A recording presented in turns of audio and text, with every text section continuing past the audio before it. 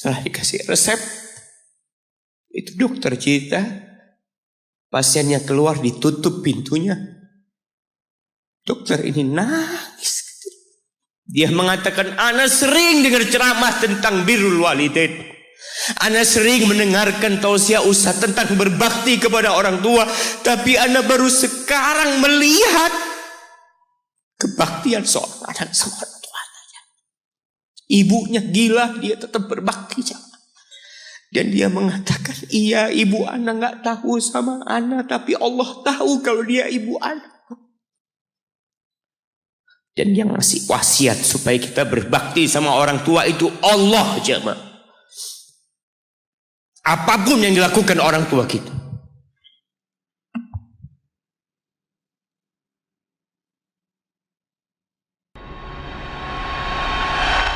A'udzu billahi minasy syaithanir rajim. Bismillahirrahmanirrahim.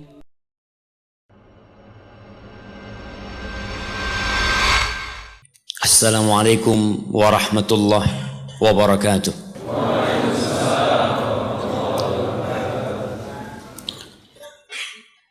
Innal hamdalillah nahmaduhu wa nasta'inuhu wa nastaghfiruh. Sungguh segala puji hanya milik Allah. Hanya Dia yang pantas untuk dipuja dan dipuji. Segala kebaikan yang ada pada diri kita adalah murni karunia Allah. Segala kesuksesan yang dapat kita raih itu juga murni karena kebaikan Allah sama kita. Kita ini berada di kota Batu. Yang kita lihat banyak umat manusia menuju ke Batu. Mereka berbicara Batu itu indah. Pertanyaannya, siapa yang bikin kota Batu?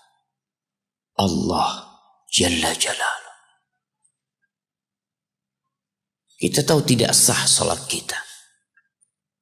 Tidak diterima solat hamba tanpa mengatakan alhamdulillahi rabbil alamin. Hanya Allah yang kita puji. Dan selalu kita memuji Allah. Kepadanya kita minta pertolongan. Karena Dialah Al-Aziz, Al-Qawi, Al-Matin. Dialah yang ala kulli syai'in qadir. Kebanyakan kita bersandar kepada kecerdasannya. Bergantung kepada kehebatan dan kekuatannya. Lupa kalau la haula wa la quwata illa billah. Dan kita memohon ampun kepada Allah atas dosa-dosa yang kita lakukan. Tiap hari nikmat Allah turun kepada kita. Dan tiap hari pula dosa-dosa kita diangkat, dipaparkan kepada Allah. Tapi Allah tutupi dosa-dosa kita. Andai bukan karena kebaikan Allah sama kita. Andai setiap kali kita berbuat dosa ditampakkan kepada umat manusia, kita nggak berani kumpul bersama di tempat ini. Ana pun tidak akan berani duduk di depan antum di sini untuk menyampaikan sesuatu. Kalau Allah bongkar dosa-dosa.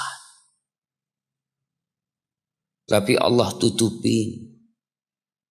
Dan Allah buka pintu taubat buat kita. Namun kitanya yang kadangkala malas minta ampun sama Allah. Wa na'udzu billahi min syururi anfusina wa sayyiati a'malina. Dan kita berlindung kepada Allah dari kejahatan jiwa kita. Yang senantiasa memerintahkan kepada keburukan. Mengajak kepada kemaksiatan. Allah mengatakan innan nafsa la'ammaratun bisu. Sesungguhnya jiwa itu benar-benar memerintahkan kepada keburukan, jamaah. Susah diajak kepada kebaikan. Susah diajak datang ke rumah Allah. Antum bisa lihat, jarang-jarang masjid itu sholat subuh rame. Ini memang tiap subuh seperti ini jamaahnya.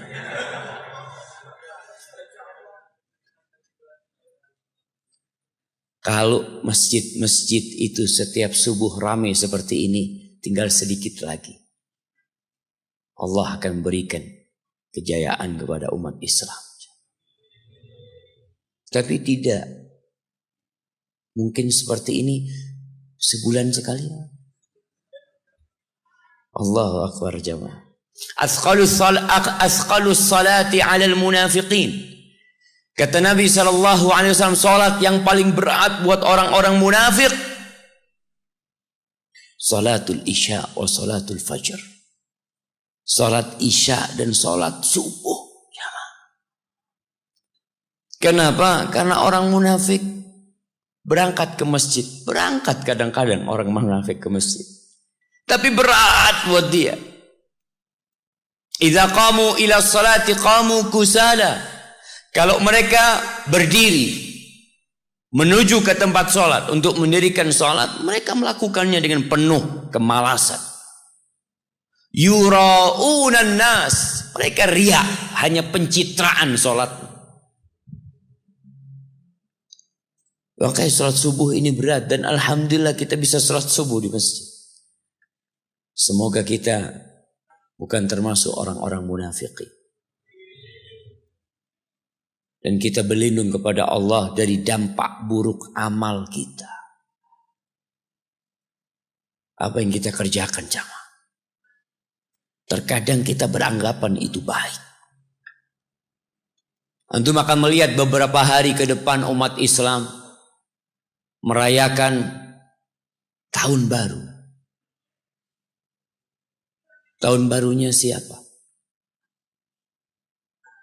Tahun baru Masehi. Al-Masih itu dinisbatkan kepada Nabi Isa alaihissalam, yang diklaim anak Tuhan, yang disembah, yang dijadikan sekutu untuk Allah Al-Ahadus Samad. Lalu umat Islam merayakan tahun baru. Memang kata Nabi SAW, la tattabi'unna sanana man kana qablakum. Kalian itu akan mengikuti cara gaya orang-orang sebelum kalian. Kalian akan mengikuti mereka. Hadwal qudzati bil qudza. Shibran bi shibrin wa dhira'an bi dhira'in. Hatta law dakhalu juhra dhabbin la dakhaltum. Kalian itu akan mencontoh mereka, mengikuti mereka. Sama persis, sejengkal-sejengkal yang kalian tiru. Satu dhira'. Hadwal qudza. Qudza itu, antum tahu anak panah itu harus sama persis supaya dia itu enggak menyimpang ketika dilemparkan. Bulunya itu sama persis. Seperti itu kalian akan mengikuti mereka. Manhum ya Rasulullah, siapa yang akan kita ikutin? Al-Yahud wan Nasara, orang-orang Yahudi dan Nasrani. Halaman. Faman, kalau bukan mereka siapa yang akan kalian ikut? Kenapa sih? Kok kita merayakan tahun 2019? Jemaah, kebanyakan manusia,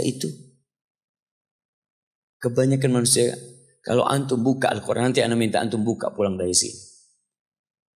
Antum cari kalimat aktsaruhum. Kalimat aktsaruhum, kebanyakan mereka. Tidak ada satupun pujian buat kebanyakan manusia. Yang ada celaan buat mereka.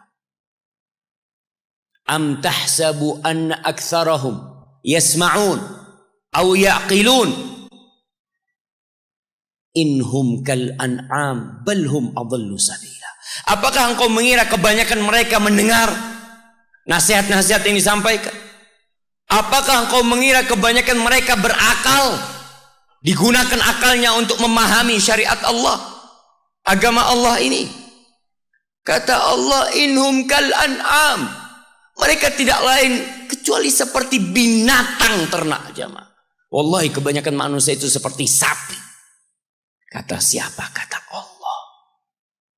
Seperti kambing, seperti onta. Enggak, afwan. Ana terputus menyampaikan ayat. Allah mengatakan, balhum adallu sabila. Mereka lebih parah daripada kambing dan sapi. Lebih tersesat daripada binatang ternak. Kebanyakan manusia. Jangan ikut kebanyakan manusia. Ikutlah yang sedikit. Yang kata Allah, wa qalilun min ibadiyas syakur. Sedikit dari hambaku yang pandai bersyukur. Allah sebutkan aktsarumhum itu 44 kali dalam Al-Quran. Ana lihat ya Allah. Antum lihat. Kita berlindung dari kejahatan jiwa kita dan dampak buruk dari amal-amal yang kita kerjakan. Kalau kita bicara tahun baru, umat Islam tuh punya kalender sendiri. Tapi coba antum tanyakan kepada diri antum. Nih kita berada di Masjid Muhammadiyah. Muhammadiyah itu punya kalender At-Taqwim Al-Hijri. Tapi pertanyaannya dipakai nggak dalam kehidupan kita? Siapa yang jamnya pakai kalender Hijriah? Hampir nggak ada. Karena semua gaji pakai Masehi. Padahal ibadah kita itu semua hubungannya dengan kalender Hijriah.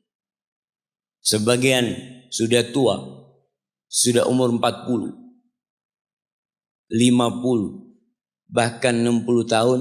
Coba tanyakan, Bapak bisa sebutkan bulan-bulan Islam? Sebagian nggak paham. Apalagi kebanyakan manusia. Maka banggalah antum sebagai muslim. Kita berlindung kepada Allah. Semoga kita diselamatkan dari keburukan-keburukan amalan kita. Man yahdillah fala mudhillalah wa man yudlilhu fala hadiyalah. Barang siapa yang diberi petunjuk oleh Allah, maka tiada satu pun yang dapat menyesatkannya. Dan sebaliknya barang siapa yang disesatkan dalam kehidupan ini, walaupun 1000 ustadz didatangkan, 1.000.000 kiai diminta nasihatnya, dia tidak akan berpindah dari kesesatan tersebut. Maka bersyukurlah yang mendapatkan hidayah. Dan terus pinta hidayah Allah dengan mengatakan ihdinas siratal mustaqim. Antum tahu bagaimana putranya Nabi Nuh alaihissalam, bapaknya Nabi, anaknya kafir. Antum lihat bagaimana Nabi Lut alaihissalam, suaminya Nabi, istrinya, na'udzubillah. Antum lihat bagaimana Nabi Ibrahim alaihissalam, Khalilur Rahman, Abul Anbiya, Khalilur Rahman, kekasih Allah, bapaknya para nabi. Bapaknya sendiri azar, kafir, bahkan pembuat berhala. Wallahi kalau bicara hidayah jamaah, kita harus bersyukur kita dipilih sama Allah mendapatkan hidayah. Pernah Bishr Al-Hafi, Bishr namanya, seorang yang dikenal zuhud dan ahli ibadah. Suatu hari Bishr itu habis sholat isya pulang ke rumahnya. Masuk ke rumahnya, assalamualaikum. Terus dia di pintu rumahnya, diam. Keluarganya bingung. Dia diam di pintu rumahnya jamaah sampai adzan subuh. Dia nggak masuk. Lalu dia ditanya, kenapa engkau tadi malam kok nggak masuk sampai subuh? Jadi, iya, aku ingat sama Allah. Aku ingat dengan Bishr An-Nasrani. Ada Bishr yang Nasrani. Ada Bishr yang Yahudi. Ada Bishr yang Majusi. Tapi Allah jadikan aku Bishr yang Muslim, kata dia. Apa sih kebaikan aku sehingga Allah pilih aku menjadi Bishr yang Muslim? Gak ada kecuali kebaikan Allah sama kita. Allah memilih kita dapat hidayah ini. Allah jemaah. Maka kita harus bersyukur atas nikmat hidayah. Kita lebih sering bersyukur dengan uang yang kita terima. Dengan rumah yang kita beli. Dengan mobil yang kita naikin daripada hidayah yang Allah karuniakan kepada kita. Asyhadu an la ilaha illallah wa asyhadu anna Muhammadan abduhu wa rasuluh. Sallallahu alaihi wa ala alihi wa ashabihi wa man tabi'ahum bi ihsanin ila yaumiddin. Ya Allah, semoga salawatmu, salam berkah dan nikmatmu senantiasa engkau curahkan untuk hamba kekasihmu. Untuk baginda Nabi kita Muhammad sallallahu alaihi wasallam. Untuk manusia terindah yang pernah menginjakkan kakinya di muka bumi. Allahu Akbar. Antum kebayang gak kalau ketemu Nabi sallallahu alaihi wasallam? Kita tuh kalau senang sama satu orang, kalau bahasa anak muda sekarang itu ngefan. Antum kalau ngefan sama satu orang itu, kita lihat orang-orang itu menunggu, menanti. Ana wallahi diingatkan oleh seorang tentang bagaimana indahnya berjumpa dengan Nabi SAW. Ketika itu ana di airport Jakarta. Ada satu orang, dia salaman sama ana. Dia menangis.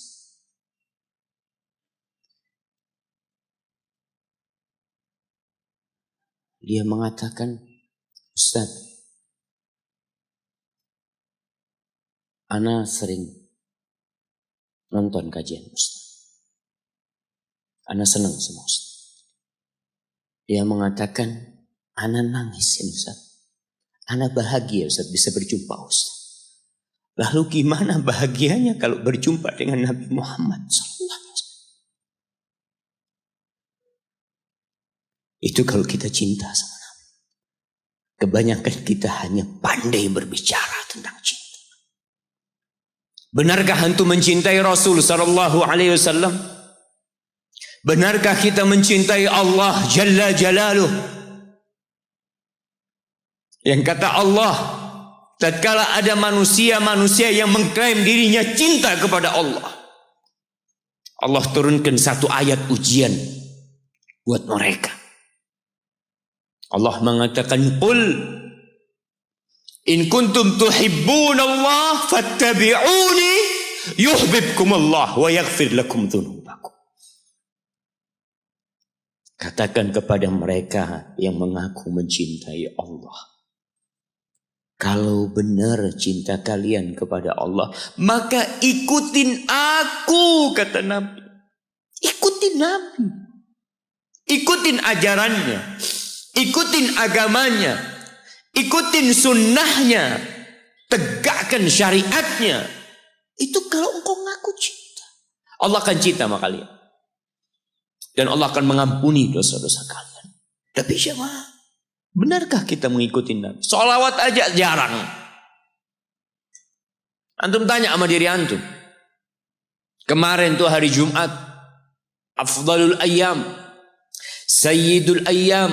Khairu yaumin tala'at fihi syams. Hari yang termulia yang pernah terbit matahari di dalamnya. Hari Jumat.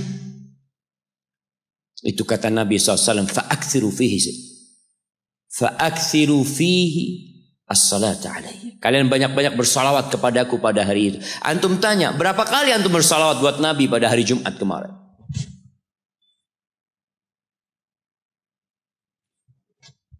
Malu kita jemaah.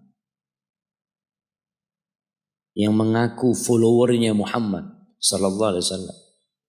Pengikutnya Nabi Muhammad SAW. Ada sebagian yang mengaku umatnya Muhammad SAW tapi jadi followernya Ronaldo. Antum jadi followernya orang kafir, orang pelaku kemaksiatan, yang punya anak-anak hasil zina, dan antum agungkan orang itu. Enggak, dia orang hebat terus. Subhanallah. Apa kehebatan dia sehingga antum ikuti? Antum jangan jadi orang-orang yang kata Allah, ya'lamuna zahiran minal hayatid dunya wa hum 'anil akhirati hum ghafilun. Mereka hanya tahu yang zahir dari kehidupan dunia ini dan lalai dari kehidupan akhirat. Itu antum ikuti. Sama antum seperti mereka. Maka jamaah, banyak-banyaklah bersalawat buat Nabi alaihi salatu wassalam. Nabi sih gak butuh sama salawat antum. Kalau seluruh jamaah Masjid At-Taqwa gak bersalawat, itu tidak akan mengurangi kehormatan Nabi SAW. Kalau seluruh umat Islam di muka bumi ini gak ada yang bersalawat, Allah itu sudah salawat buat Nabi. Malaikat-malaikat Allah yang jumlahnya tak terhingga, mereka itu salawat buat Nabi. Nabi SAW pernah mengatakan, Attatis sama wa huqqalaha anta'id. Langit itu merintih jamaah, dan pantas langit itu merintih. Kenapa? Ma min maudi'i arba'i asabi'. Tidak ada satu tempat di langit seluas 4 jari ini illa wa malakun wadhi'un jabhatahu, kecuali di situ ada malaikat yang meletakkan keningnya. Semuanya berselawat buat Nabi. Innallaha wa malaikatahu yusalluna 'alan nabi. Allahu akbar. Sesungguhnya Allah dan para malaikatnya bersolawat buat Nabi. Allah yang menciptakan surga dan neraka, Allah yang rahmatnya meliputi di segala sesuatu, itu bersolawat buat Nabi. Lalu Allah panggil kita. Allah katakan, ya ayyuhalladzina amanu sallu alaihi wa sallimu taslima. Allah katakan, wahai orang-orang yang beriman.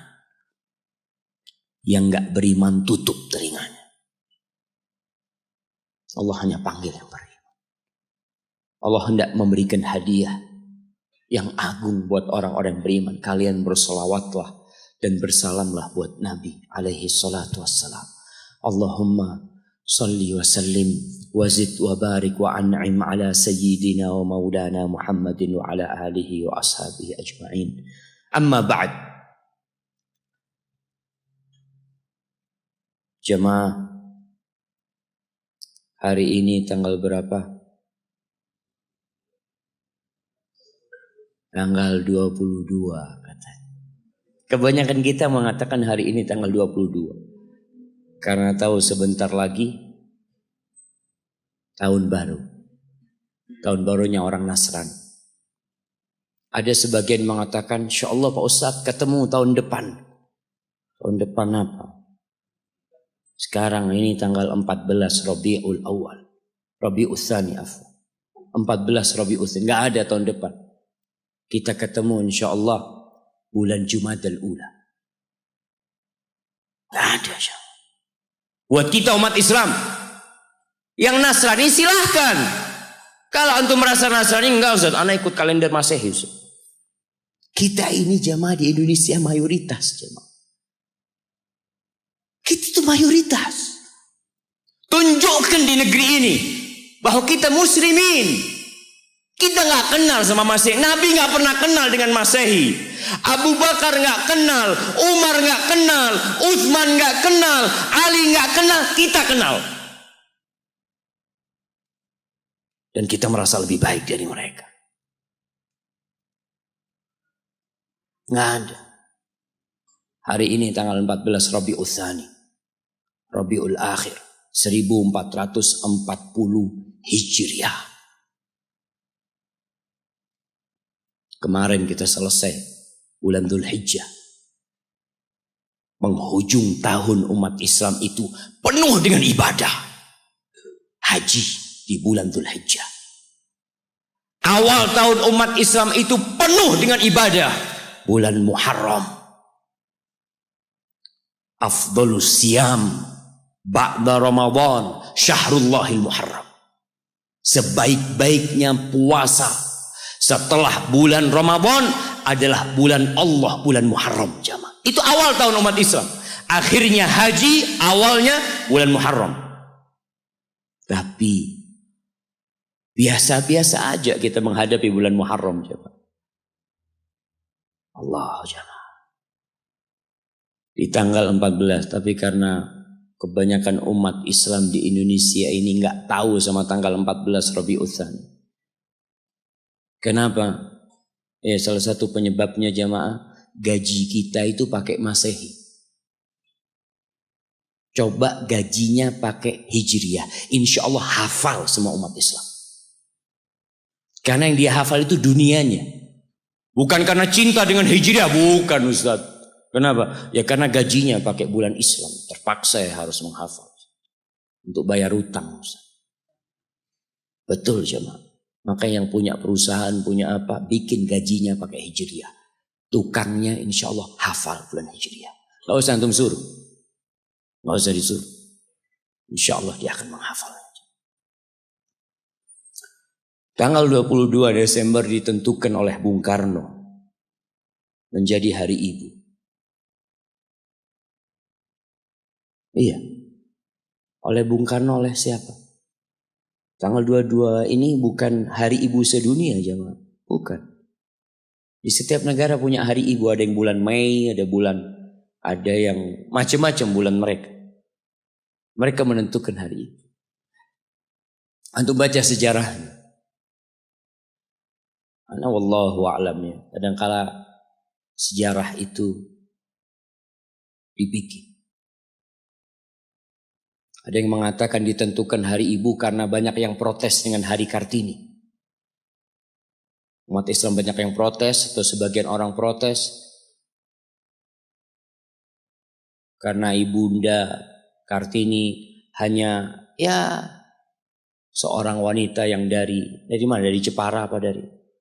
Iya, sana aja. Sebatas itu dia. Kenapa kok harus merayakan harinya dia? Hari Ibu nggak ada. Akhirnya dibikinlah oleh Bung Karno Hari Ibu. Allahu alam, tapi mungkin berita yang anda baca salah. Tapi ketahuilah jamaah bahwa umat Islam tidak kenal dengan Hari Ibu. Sekali lagi muslimin, kita nggak kenal dengan Hari Ibu. Kenapa? Karena semua hari kita milik ibu kita. Pantaskah ibu kita? Pantaskah ibu kita yang hamil kita selama 9 bulan melahirkan kita, mempertaruhkan nyawanya, menyusui kita, sehingga tubuh kita semua tidak lain adalah darah dagingnya. Dan antum bisa melihat pusar yang ada di perut antum. Antum kalau mandi antum lihat pusar antum. Dari situ antum pernah minum darah ibu antum selama 9 bulan. Dari sana. Pantaskah orang yang berkorban segala-galanya buat kita dapat 1 hari dari kehidupan kita? Hanya sehari. Hanya sebuah hadiah. Hanya ucapan terima kasih sekali dalam setahun. Dalam 354 hari. Dalam setahun berapa hari jemaah? Dalam setahun berapa hari? 354 atau 355. Itu umat Islam. Kalender Hijriah. Tapi kalau antum pakai kalender Masehi 365. Kita umat Islam. Apakah pantas ibu kita hanya dapat 1 hari? Kata Nabi SAW, "Raghima anfuh, thumma raghima anfuh, thumma raghima anfuh, qila man ya Rasulullah." Celaka itu orang, sengsara itu orang, penuh dengan debu hidungnya itu orang. Qila, siapa ya Rasulullah SAW? Siapa orang itu? Man adraka walidayhi au ahadahuma thumma lam yadkhulil jannah. Orang yang hidup bersama orang tuanya, satu atau kedua-duanya. Ya hidup mendapatin satu atau dua orang tuanya masih hidup. Celaka orang ini kalau ternyata nggak bisa masuk surga dia jamaah. Jamaah, pintu surga yang paling indah kata Nabi SAW itu orang tua kita, bapak ibu kita. Dan dia dekat sama kita. Dialah yang melahirkan kita. Dialah yang punya jasa besar sama kita. Kalau kepada mereka antum nggak bisa masuk surga lewat keduanya, antum mau lewat pintu yang mana masuk surga? Ustaz, ana mau masuk lewat pintu sodakoh. Bisa jadi sodakoh antum hanya pencitraan dari antum. Karena sama orang tua antum nggak baik. Antum berbuat baik sama manusia. Antum bangun masjid. Antum bantu anak yatim. Sama orang tua sendiri nggak baik. Berarti antum riak selama ini berbuat. Wallahi jamaah. Kita perlu lihat. Awsatu abwabil jannah. Pernah ada seorang yang bertanya kepada Abu Darda. Dia mengatakan, ya Abu Darda, ibuku nyuruh aku menceraikan istriku. Kata Abu Darda, sami'tu Rasulullah sallallahu alaihi wasallam yaqul. Aku mendengar Rasulullah SAW bersabda, al-walid awsatu abwabil jannah. Orang tua itu pintu surga yang paling indah. Fa in syi'ta fa'adi dzalikal bab aw ihfazhu. Kalau engkau mau, engkau buang itu pintu. Kalau engkau mau, engkau jaga itu pintu. Wallahi jamaah, enggak main-main urusan berbakti sama orang tua. Sebagian umat Islam hidup dengan gaya orang-orang kafir. Memang di barat itu, mungkin nggak semuanya. Itu anak kalau umur 18 tahun itu sudah bebas.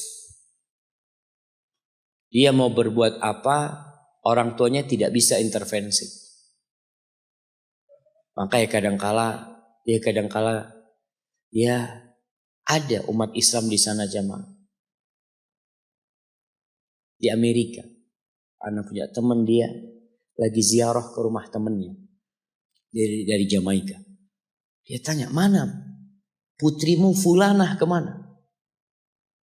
Kata bapaknya, nggak tahu. Sudah mau jadi pelacur, mau jadi penyanyi, mau jadi apa? Orang tua sudah tidak bisa intervensi. Itu dalam kehidupan mereka. Dan mereka juga anak-anak tidak ada kewajiban untuk memberikan nafkah kepada orang tuanya. Dalam budaya mereka selesai sudah. Sehingga banyak di sana panti jompo. Tempat orang tua dititipkan di sana. Kenapa? Karena anaknya udah hanya mengingat ibunya setahun sekali. Mengingat, nggak ada hari bapak, ada hari bapak jamaah. Ada. Belum. Ada hari bapak. Di Indonesia ada. Tanggal berapa? Anak kok nggak pernah dapat hari bapak ya? Jamaah, kunu du'atan wa antum saumitun. Pesan salah satu ulama mengatakan, jadilah kalian penyeru kepada Islam. Juru dakwah dalam kondisi antum diem. Nggak bicara tapi antum pendakwah. Bingung gimana mau jadi pendakwah Ustaz kalau diem. Dikatakan bil akhlak. Dengan akhlak kalian. Ada seorang suami istri bawa ibunya. Kalau nggak salah dari Timur Tengah sana dibawa ke Amerika. Berobat ibunya. Itu Yang perempuan itu istrinya itu nangis terus jagain ibunya di ruang ICU. Dia nunggu di luar. Dia tungguin ibunya. Suaminya kadang-kala keluar. Perawatnya itu heran ngelihat dia ini penampilannya gak seperti biasanya di Amerika. Maka perawatnya penasaran tanya, "Anti kok nangis terus?" kata dia. "Siapa yang sakit ini?" Kata perempuan itu, "Mertua Ana," kata dia. Mertua. Anti begitu pedulinya sama mertua anti, kata dia. Ana sama ibu Ana sendiri gak tahu kemana ibu Ana. Ana hanya ingat sekali dalam setahun Ana kirim hadiah buat ibu Ana, kata dia. Lalu perempuan ini mengatakan, "Ana muslimah," kata, "aku seorang muslim." Apa itu Islam, kata dia. Diceritakan tentang Islam sama dia. Akhirnya wanita ini tertarik untuk masuk Islam.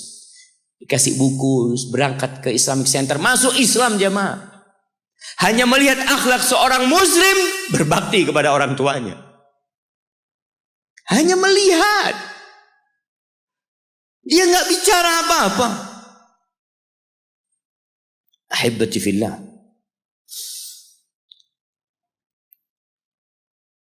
Di surat Al-Ahqaf ayat 15. Surat Al-Ahqaf ayat 15. Nanti dibaca. Karena kita itu disuruh membaca sama Allah. Iqra. Dan alhamdulillah semua bisa bawa Quran. Walaupun tidak dalam mushaf, tapi dalam HP-nya. Itu semua punya. Coba yang punya HP dibuka. Buka HP-nya. Malu kalau ada muslim punya HP, nggak ada aplikasi Al-Quran di dalam. WhatsApp ada, YouTube ada, Facebook ada, game ada. Quran ada. Quran terjemahan. Di mana Pak Ustaz download Quran terjemahan? Subhanallah. Seharusnya pertama antum beli HP yang di-download adalah Al-Quran. Allah mengatakan, wa wassaynal insana biwalidayhi ihsana. Kata Allah, kami mewasiatkan kepada manusia, memerintahkan kepada manusia agar berbuat baik kepada kedua orang tuanya. Jadi yang nyuruh antum berbuat baik itu bukan paman antum, bukan ustadz, tapi Allah. Allah perintahkan kepada kita untuk berbuat baik sama orang tua. Walaupun orang tua antum kafir.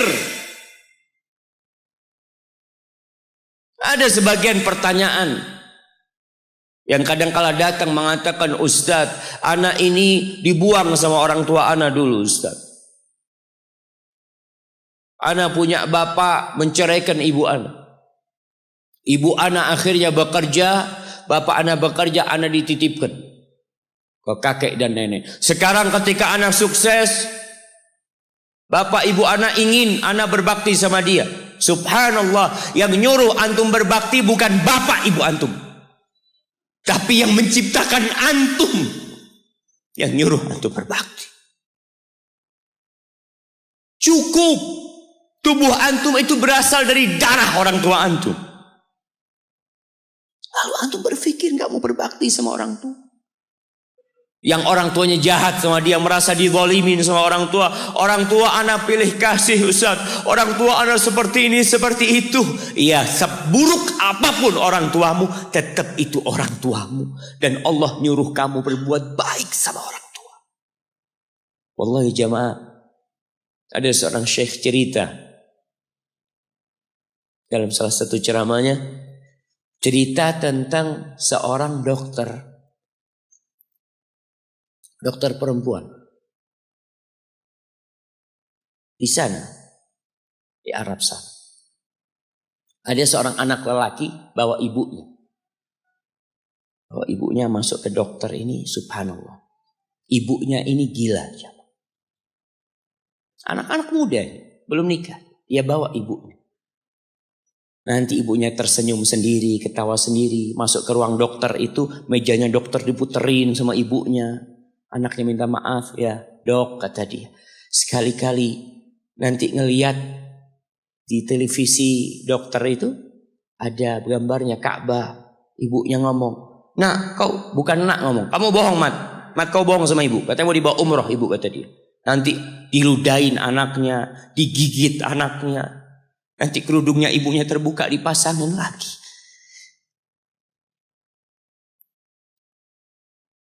Itu dokter tanya sama anaknya, ini siapa? Ibu anak, kata dia. Sejak kapan dia seperti ini? Sejak lahir.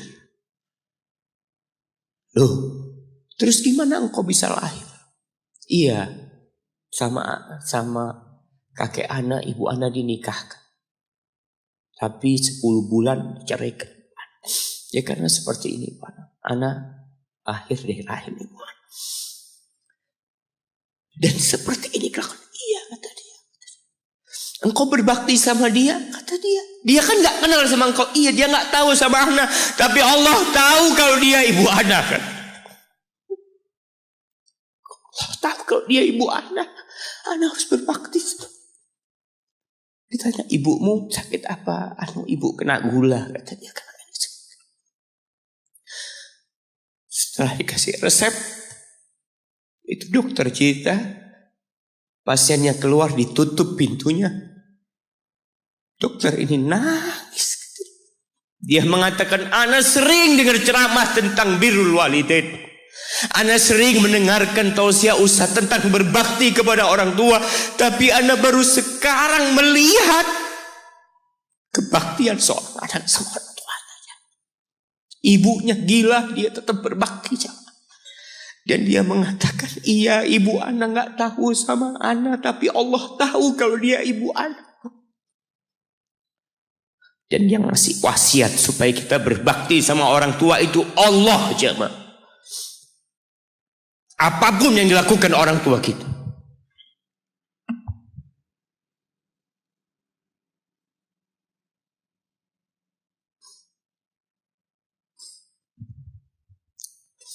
Apalagi ibu. Allah katakan hamalathu ummuhu kurha wa wada'athu kurha. Ibu kita, hamil kita itu dalam kondisi yang sulit.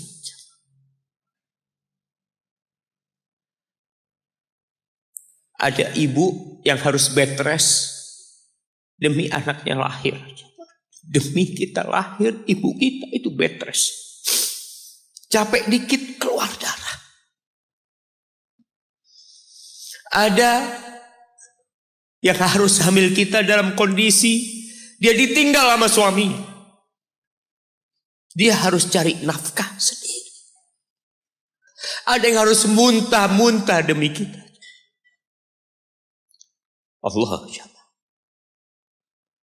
Lalu kita berdiri buat ibu kita, capek. Diceritakan seorang, ya kita semua tahu ceritanya, tentang 3 orang yang masuk ke dalam gua. Kemudian gua itu tertutup dengan batu yang menggelinding. Lalu mereka bertawasul dengan amal soleh mereka. Salah satunya yang mengatakan, ya Rabbi, Allahumma, ya Allah, aku punya 2 orang tua. Aku punya 2 orang tua. Yang aku senantiasa memberikan susu kepada keduanya sebelum keluarga yang lain minum susu. Dia sudah menikah, dia punya istri, punya anak. Pada suatu hari, ya Allah, aku kejauhan cari rumput. Sehingga aku balik dalam kondisi orang tua sudah tidur. Maka aku pereskan susu buat keduanya, ya Allah. Allah tahu, tapi dia mau cerita sama Allah. Dia ingin tawasul dengan amal soleh dia. Lalu aku taruh di wadah. Aku datang ke bapak ibuku, mereka tidur. maka aku berdiri di hadapan kedua. Jamaah, bukankah bisa dia taruh di sebelah meja ibunya susu itu? Dia ambilkan meja, taruh di sana, dia bisa tidur. Dia sudah berbakti sama orang tuanya dengan seperti itu. Tapi anak ini tidak.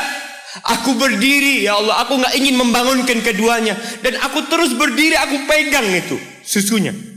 Sampai mau subuh bangun, aku serahkan kepada kedua. Anak-anaknya nangis minta susu. Kata dia, lah, sampai bapak ibu aku minum.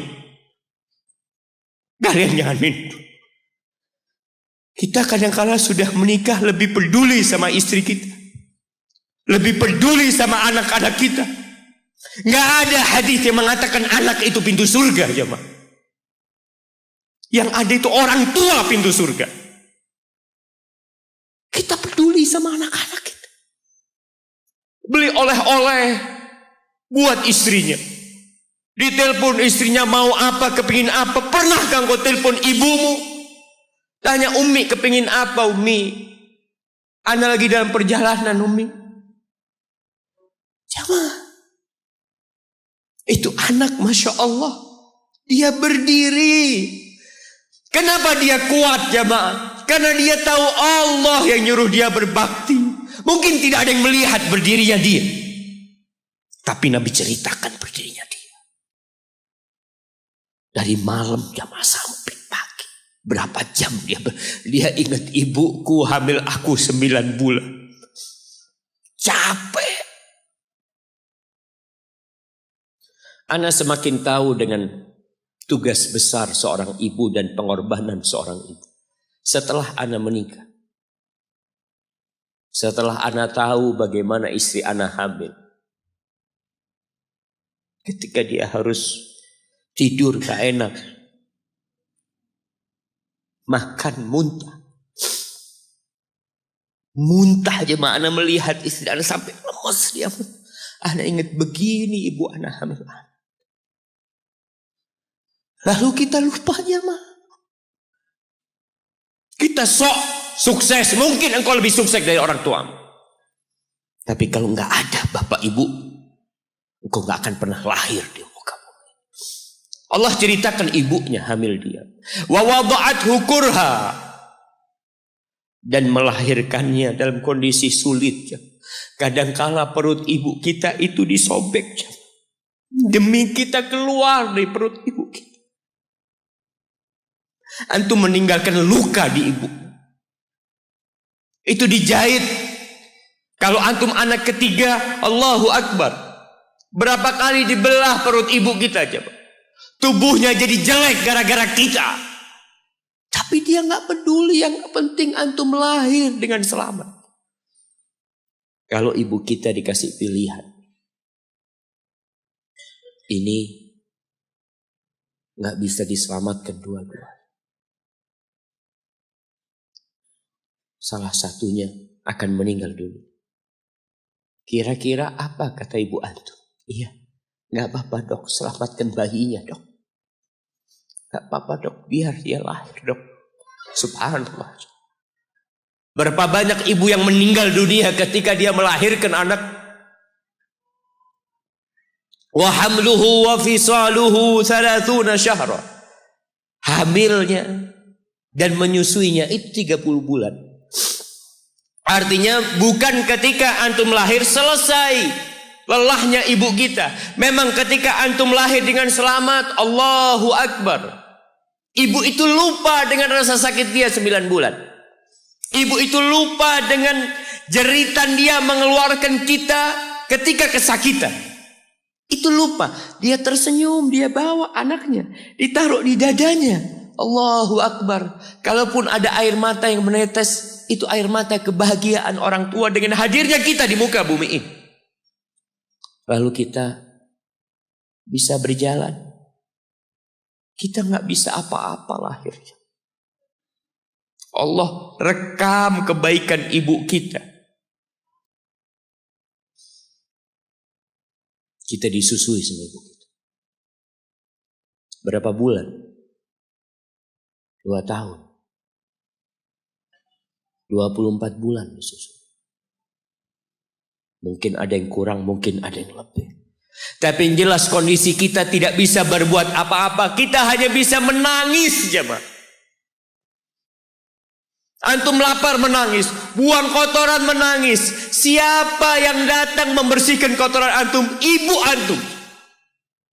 Yang gendong antum siapa? Ibu antum. Dia susui. Subhanallah, sampai anaknya agak besar sedikit, diajari bicara sama ibunya, diajak ngomong sama ibunya, diajarin berdiri sama ibunya, diajarin berjalan sama orang tuanya. Allahu Akbar. Kemudian ketika antum sukses, antum berangkat ke luar negeri, antum berangkat ke luar kota, meninggalkan kedua orang tua antum, boleh, asalkan dengan ridho orang tua antum. Kalau ibu antum telepon, antum di Batu sini, kuliah, sampai sukses jadi pengusaha di sini. Ibu antum di kampung telepon, nah ibu ingin engkau balik ke kampung. Jangan pernah mengatakan, Bu, anak kerjanya di sini, Ibu. Saya ditugaskan di sini. Tinggalkan semua pekerjaanmu, pulang ke rumah. Ustaz, gimana dengan istri dan anak-anak anak? Yang ngasih makan istri sama anak-anak antum itu Allah Jalla Jalla. Bawa pulang ke kampung. Hidup sama ibu antum. Jamaah, ada seorang sahabat yang izin untuk berjihad.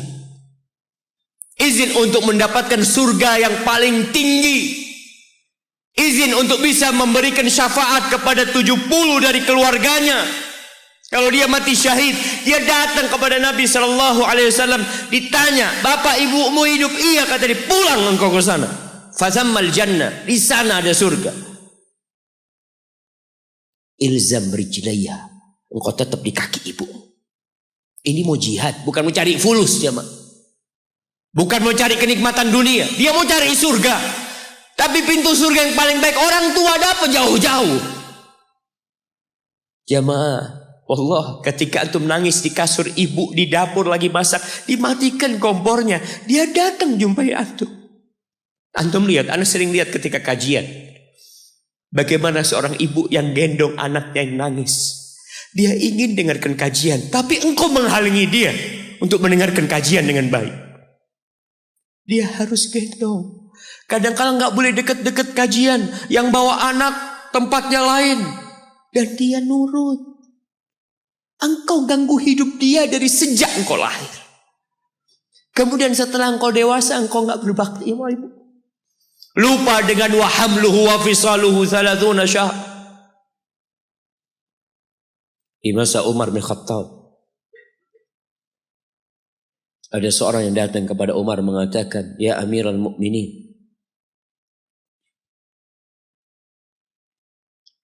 aku ini jadi kendaraan buat ibu. Aku ini yang membersihkan kotoran ibu. Dan aku palingkan wajahku. Ibuku sudah lumpuh, gak bisa apa-apa. Dan aku berusaha untuk berbakti sama dia. Aturani qad jazaituha.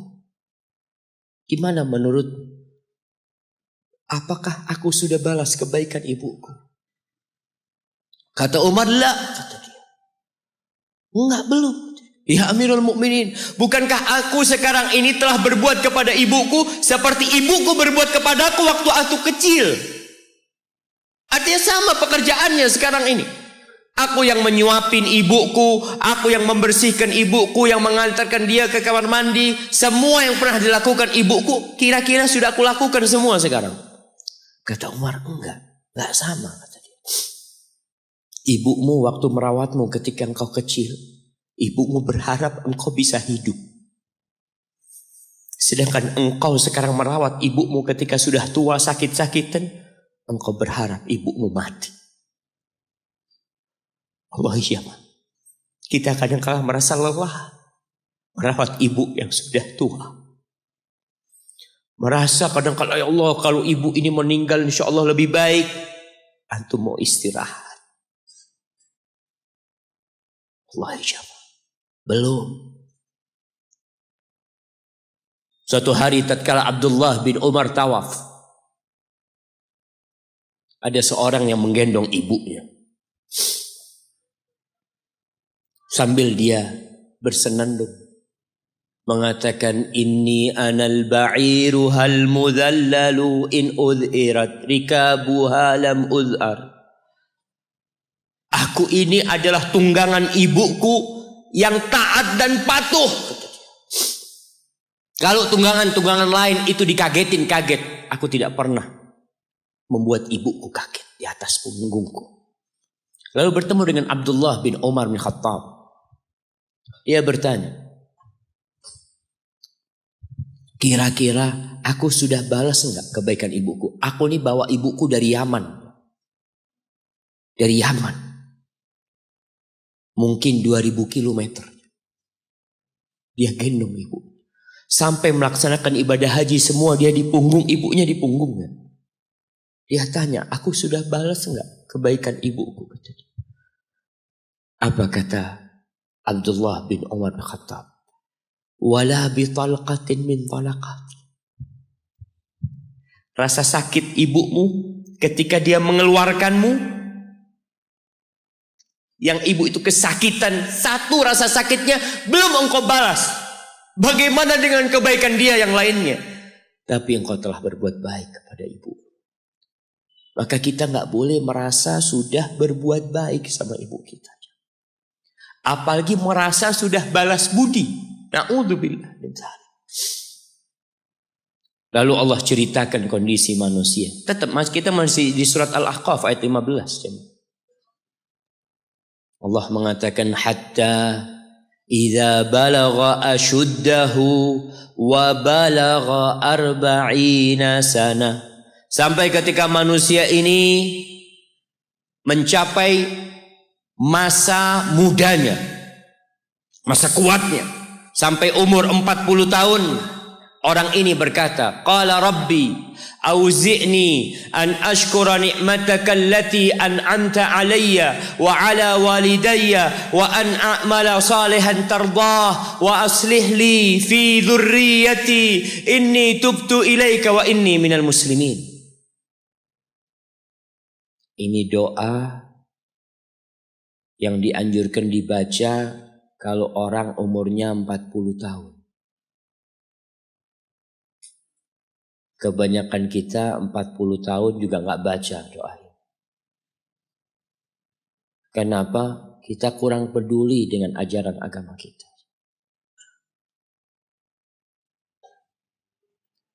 Ada istilah yang mengatakan hidup itu dimulai dari umur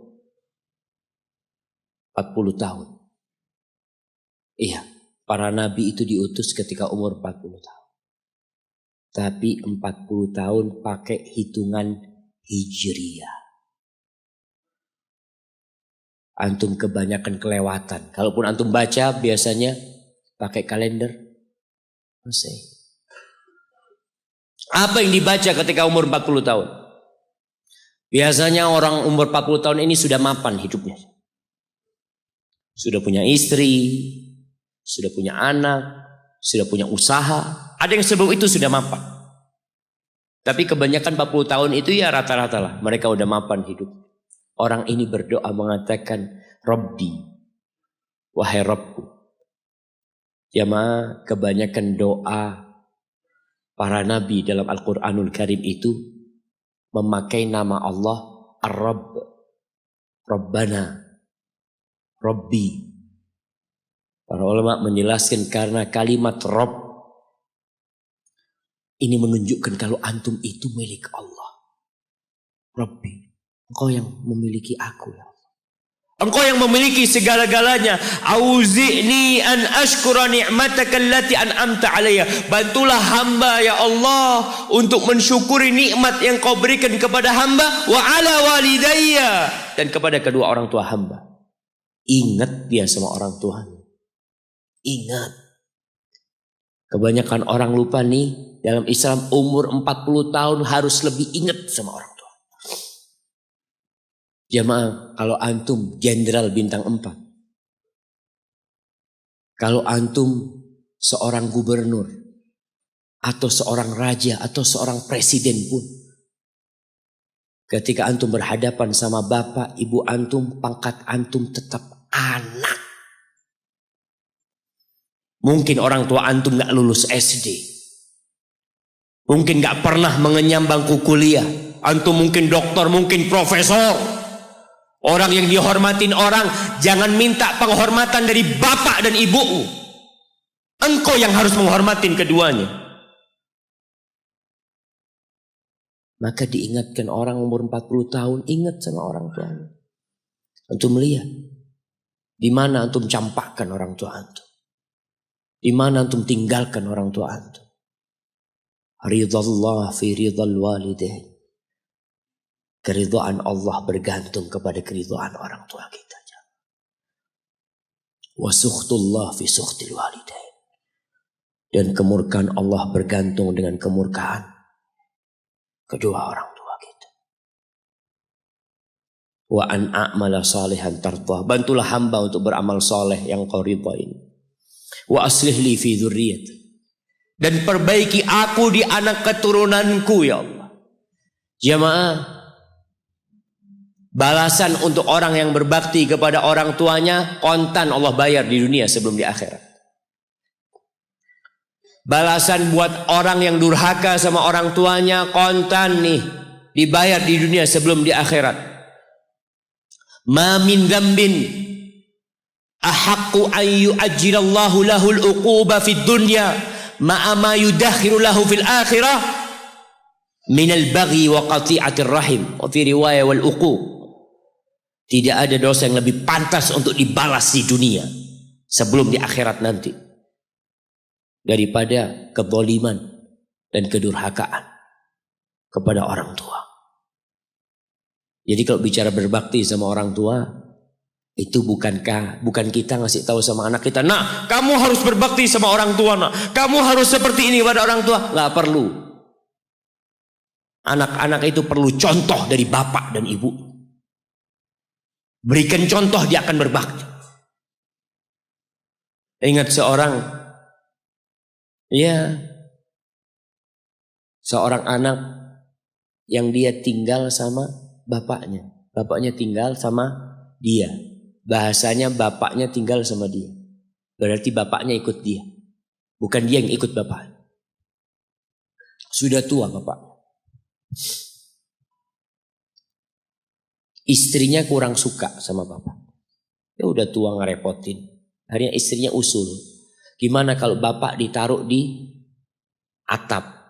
Jadi rumah itu ada atap, ada kamar biasanya di sana di Arab sana. Akhirnya si suami nurutin istri.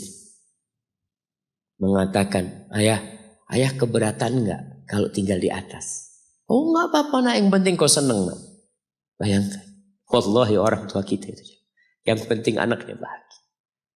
Akhirnya dipindah ke atas. Tiap hari bapaknya ini dikirimin pakai piring dari plastik. Plastik apa seng nggak lupa. Kirimin ke atas makan ya, nanti bajunya dicuci. Pokoknya nggak kumpul sama cucu-cucunya. Seakan-akan diasingkan di sana. Sampai meninggal dunia. Sudah meninggal, selesai. Orang itu kalau orang tua yang meninggal selesai, sudah beban hidup dia. Padahal itu pintu surga yang sudah ditutup buat antum. Maka sebagian ulama ketika ibunya meninggal menangis. Ditanya, kenapa engkau menangis seperti ini? Kata dia, gimana aku tidak menangis? Pintu surga terbaik udah tertutup buat aku, kata dia. Udah selesai. Aku belum berbakti sama dia, dia sudah meninggal. Akhirnya ketika meninggal dikubur, bapak anaknya ini mau bersih-bersih kamar bapaknya. Bersama anak dia. Bersih-bersih, sudah dimasukin kantong hitam ya. Macam-macam. Ketika piring tempat anaknya ini ngirim makanan buat bapaknya. Mungkin cucunya juga ngirim buat bapaknya. Mau dibuang. Kata anaknya, ayah, jangan ayah. Buat aku ayah. Kata dia. Kenapa nak? Buat apa piringnya? Iya ayah. Nanti kalau ayah sudah tua, aku akan pakai ini buat ayah. Anaknya anak kecil gak tahu apa-apa aja. Dia pikir itulah berbakti sama orang tua. Dia ingin mengulangi apa yang dia lihat, dia ingin praktekkan sama bapak. Bukan karena dia ingin durhaka, bukan. Karena dia berpikir itulah kebaktian jemaah. Ketika si anak ini melihat anaknya mengatakan itu, dia nangis dia jemaah. Dia ciumin baju bapaknya yang ada di sana. Selesai sudah jemaah. Selesai. Pintu surga itu sudah ditutup buat antum. Maka nggak perlu antum kasih ceramah anak antum tentang berbakti. Antum minta sama Allah, perbaikin di anak keturunanku ya Allah. Iya. Agar mereka berbakti, bermanfaat. Buat kedua orang tuanya, buat negeri ini, buat agamanya. Tapi tidak hanya dengan omongan. Kalau seorang ayah suka duduk sama ibunya, pijetin kaki ibunya.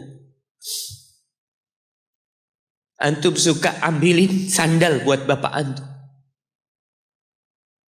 Kadang-kala kan orang kalau pakai sandal masuk rumah itu sandalnya ngadep ke rumah. Antum suka belokin. Antum keluar dari masjid, sandal bapak antum lurusin. Antum gak usah suruh anak antum melakukan itu sama antum. Dia akan lakukan itu sendiri. Birrul walidain, berbakti kepada ibu khusus. Itu bukan ceramah yang disampaikan. Bukan pidato yang disampaikan oleh seorang orator. Enggak. Tapi sesuatu yang kita praktekkan dalam kehidupan. Inni tubtu ilaika wa inni minal muslimin. Ya Allah, aku taubat ya Allah. Aku mohon ampun kepadamu. Aku termasuk orang-orang yang berserah diri kepadamu. Jamaah, man ahqun nas bi husni sahabat. Siapakah manusia yang paling pantas mendapatkan kedekatan kita sama dia? Sahabati. Bukan hanya servis dari kita, tapi pendampingan dari kita. Kita lebih sering duduk sama sahib-sahib kita. Ini ketika sahabat bertanya, siapa ya Rasulullah SAW? Qala ummuk, ibumu. Qultu thumma man? Setelah ibu siapa? Ummuka, ibumu lagi. Qultu thumma man ya Rasulullah? Iya, aku tahu ibu. Kemudian ibumu lagi. Qultu thumma man? Thumma abuk, baru bapakmu, baru orang yang dekat lainnya. Bayangkan Rasulullah sallallahu alaihi wasallam ya, sampaikan ini kepada ya aktivis gender yang mengharapkan persamaan lelaki dengan wanita. Di dalam agama kita wanita diletakkan 3 kali di atas laki-laki dalam kebaktian. Bukan sama bapak, tidak. Maka bapak jangan pernah iri ketika melihat anaknya lebih cinta sama ibunya, lebih berbakti sama ibunya, karena itu syariat Allah Jalla Jalaluh. Iya, kita tetap berbakti sama bapak kita. Tapi ibu kita, kenapa kok ibu 3 kali? Bapak tidak ikut hamil. Rasa lelah ibu tidak pernah dirasakan bapak. Bapak tidak ikut melahirkan. Dia tidak pernah merasakan rasa sakit melahirkan. Bapak tidak pernah menyusuin. 3 ini pekerjaan ibu. Sehingga ibu dikasih tempat yang lebih tinggi. Bihusni sahabati. Dengan pendampingan kita. Dengan kebaikan kita. Ibu kita. Maka berusaha jamaah untuk sering-sering kumpul sama ibunya. Tadi kalau antum keluar kota, Masya Allah jamaah, Anda bertemu dengan seorang lelaki yang sudah tua dia. Hampir 60-an. Ketemu di pesawat dari Jember ke Surabaya. Dia datang, dia cium tangan anak ngomong, apa nih kata dia. Anak yang lebih pantas cium tangan antum, anak ngomong. Dia cerita, Ustaz. Anak itu sering dengar ceramah Ustaz, tapi nggak peduli. Sampai suatu hari, anak dapat kiriman video tentang berbakti sama ibu. Anak punya ibu sudah 70 tahun, Ustaz. Ada di Jember. Anak kerja di Jakarta. Anak ingin ibu ke Jakarta, ibu nggak tahan, ibu minta di Jember. Anda minta ridhonya, ibu ridho, anak tetap kerja di Jakarta. Anak dulu pulang Ustaz, ya kalau ada acara, ada yang menikah, Idul Fitri, Idul Adha pulang. Tapi sekarang sejak anak mendengar ceramah Ustaz tentang berbakti sama ibu, anak sebulan 3 kali pulang ke Jember Ustaz. Duit bisa dicari. Tapi ibu kalau mati, antum akan menyesal. Antum gak bakal ketemu lagi. Akan datang satu saat antum hanya ingin melihat wajah ibu antum. Gak ada lagi. 3 kali dia jamaah. Jangan takut duit antum habis untuk berbakti sama ibu. Jangan berpikir kalau uang untuk beli tiket terus Ustaz habis. Ya Allah, antum gak percaya sama Allah. Rasul sallallahu alaihi wasallam mengatakan, "Man ahabba ayyubsata lahu fi rizqihi wa yunsa lahu fi athari falyasil rahimah."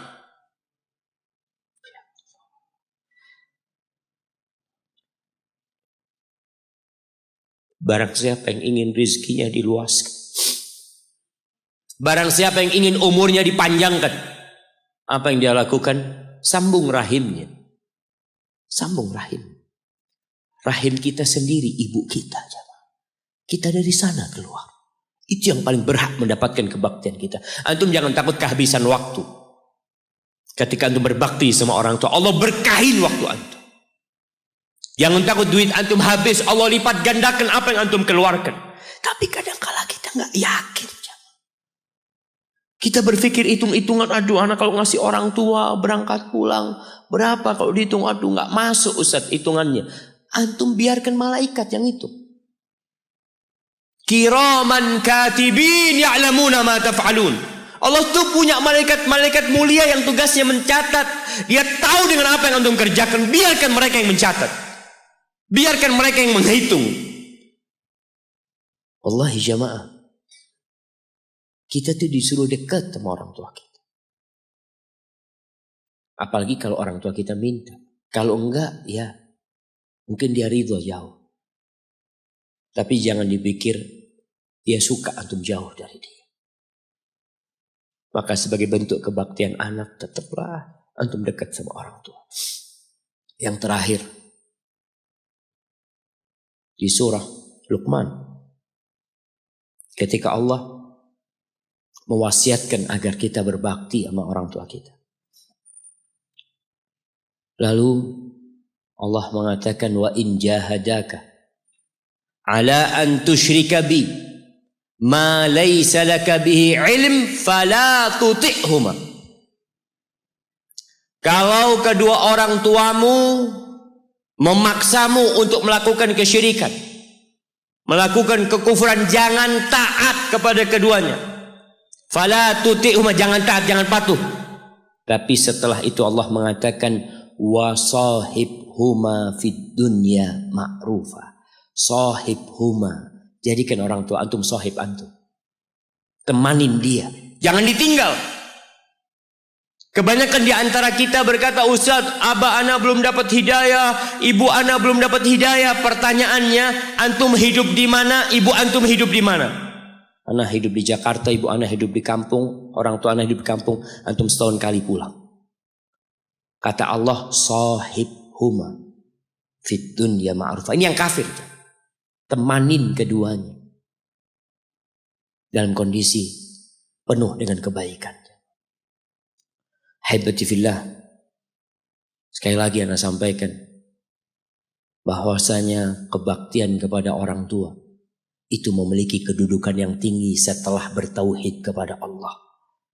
Wa qadha rabbuka alla ta'budu illa iyyah wa bil walidain ihsana imma yablughanna 'indaka al-kibara ahaduhuma aw kilahuma fala taqul lahumā uffin wa la tanharhuma wa qul lahumā qawlan karīma. Antum baca nanti surat Al-Isra ayat 23. Antum baca, jangan cuma dengar, baca. Baca tafsirnya. Supaya antum tahu bagaimana Allah menyuruh kita untuk berbakti kepada orang tua kita dan apa yang Allah inginkan. Hadza wallahu a'lam bissawab. Itu yang bisa ana sampaikan pada kesempatan kali ini. Apabila itu benar, itu dari Allah Jalla Jalaluh. Kalau ada yang salah dan kurang berkenan, itu dari diri ana pribadi, Allah dan Rasul yang terbebaskan dari kesalahan. Baik, kita masuk ke sesi tanya jawab. Ini pertanyaan.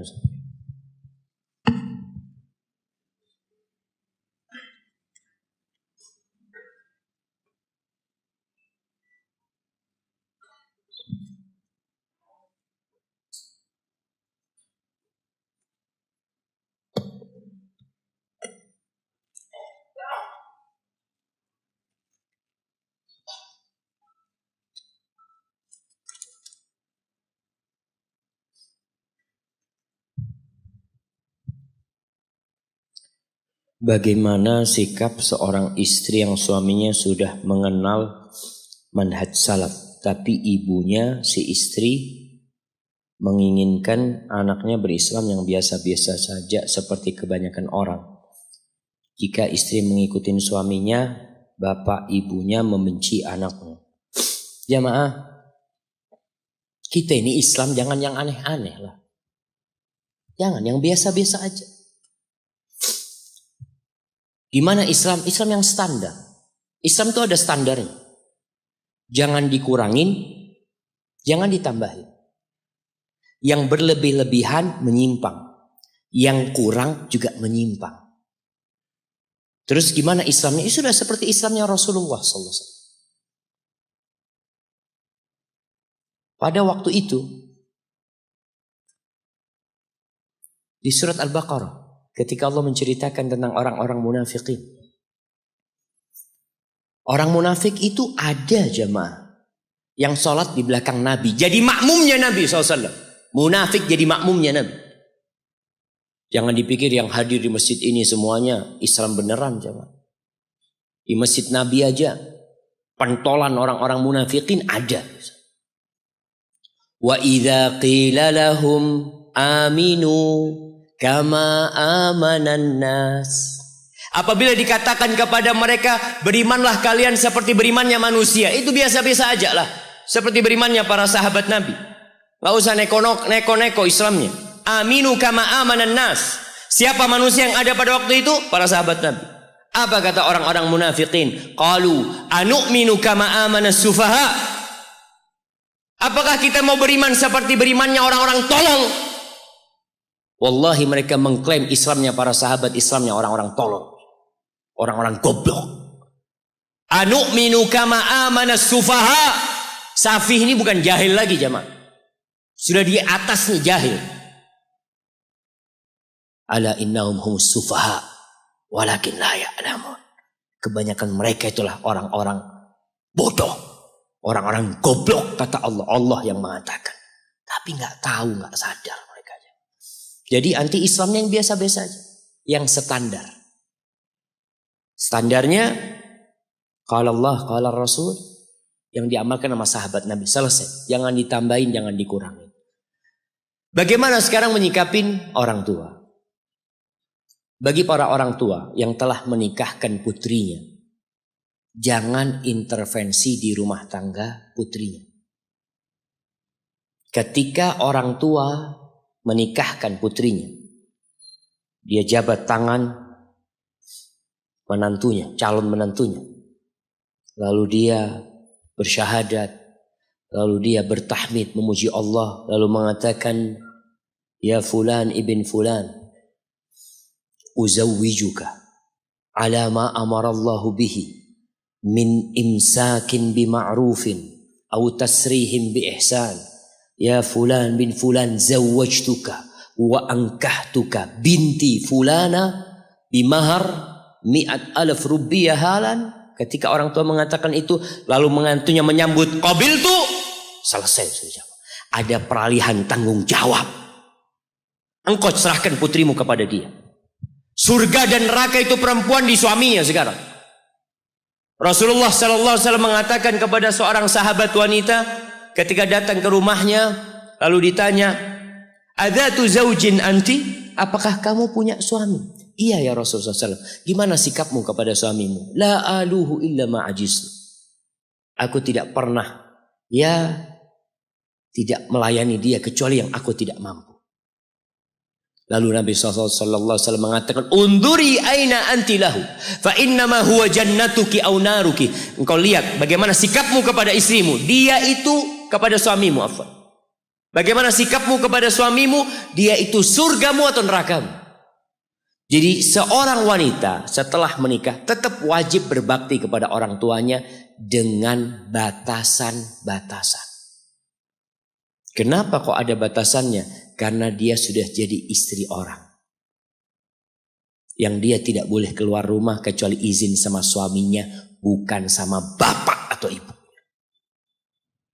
Kalau ibunya bilang, nah ibu kepingin kamu di sini, apakah antum bisa keluar tanpa izin suami? Nggak bisa perempuan.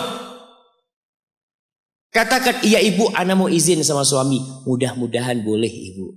Merayu suaminya ketika nggak boleh karena suami ada acara. Telepon ibunya, ibu mohon maaf ibu, nggak bisa ibu. Bapaknya ambil telepon. Nah, kamu kok jadi anak durhaka sekarang setelah menikah? Sampaikan kepada ayah, bukankah ayah yang nyerahkan aku sama dia? Ayah yang nyerahkan aku sama dia. Ayah yang ngawinkan aku sama dia. Kalau orang tua tidak ingin itu anak nurut sama suaminya, jangan pernah dinikahkan putrinya. Taruh di rumahnya. Tapi ketika engkau nikahkan, kesian itu anak perempuan kalau ada dua pemimpin. Dia harus taat sama bapak, taat sama suami. Bagaimana hidup dia? Kalau taat sama bapaknya dimarahin sama suaminya.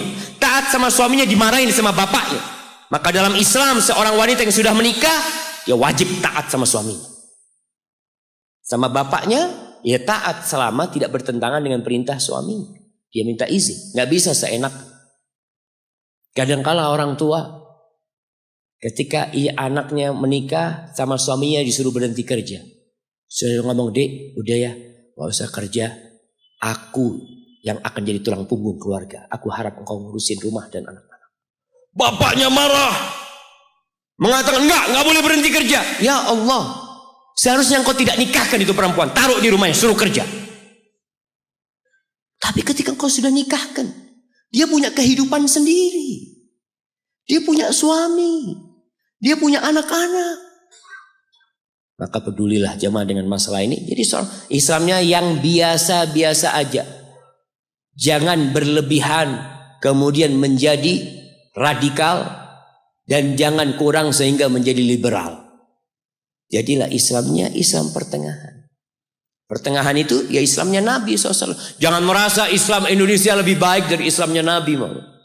Oh kita punya Islam model baru Ustaz. Lebih bagus dari Islam yang ada di Arab. Yang ada di Arab itu Nabi loh. Yang ada di Arab itu Abu Bakar, Umar, Utsman, Ali. Jangan merasa lebih baik. Oh Islam di tempat kita lebih santun. Lebih santun Nabi daripada kita. Allah tahu di mana nabinya diutus, bukan dari orang Indonesia, dari orang Arab. Allahu a'lamu haitsu yaj'al risalata. Kita nggak usah neko-neko, Islamnya biasa-biasa aja, biasa-biasa aja. Nggak usah Islam Malang, Islam Jawa, Islam Sumatera, jadi Islam Nusantara nantinya. Jadilah Islam biasa, Islam biasa. Kita ini satu saudara, jangan mau dikecilkan umat Islam. Kita ini sama Islam Australia sama Islam yang ada di Amerika sama Islam yang ada di Afrika sama, mereka satu saudara. Dan Islam kita adalah Islamnya Rasulullah SAW, Islamnya para sahabat Nabi. Cukuplah, nggak usah embel-embel itu sehingga mengkotakkan umat Islam. Walaupun Ustaz ini ada mungkin salah paham Ustaz, iyalah kita Islamnya Islam yang biasa-biasa.